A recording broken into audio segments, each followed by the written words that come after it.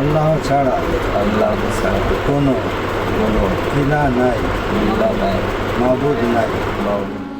স্বেচ্ছায় ইসলাম ধর্ম গ্রহণ করেছেন একই পরিবারের ৩ জন। তাদের দাবি, দীর্ঘদিন মুসলমানদের ধর্মীয় রীতিনীতি ও জীবনাচরণ পর্যবেক্ষণ করেই তারা এই সিদ্ধান্ত নিয়েছেন। এসব পরিকল্পনা আমার আরো 20 বছর আগের থেকে। তার সুযোগ সুবিধা হয়ে ওঠেনি, তাই আমি হইনি।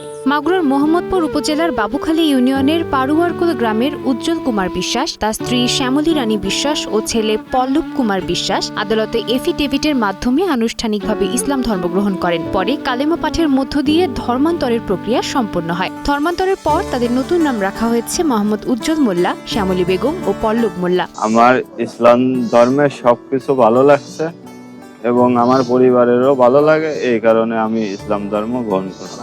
মুসলমানদের ধর্মীয় রীতিনীতি, আচার আচরণ ও জীবন ব্যবস্থা পর্যবেক্ষণ করার পর পরিবারের সদস্যদের সঙ্গে আলোচনা করেই ইসলাম ধর্ম গ্রহণের সিদ্ধান্ত নেন বলে জানিয়েছেন নব মুসলিম মোহাম্মদ পল্লব মোল্লা। মুসলিম ধর্মে ভালো লাগছে। আমার স্বামী, আমি, আমার ছেলে, আমরা 3 জনে মুসলিম ধর্ম গ্রহণ করেছি।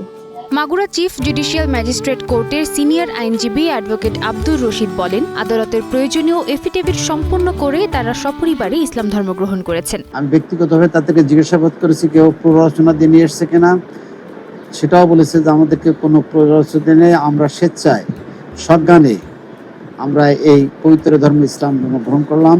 নতুন বিশ্বাস আর নতুন পরিচয়কে সঙ্গী করে জীবনের নতুন অধ্যায় শুরু করলেন পরিবারের 3 সদস্য। সকলের সহযোগিতা ও শুভকামনা চান তারা।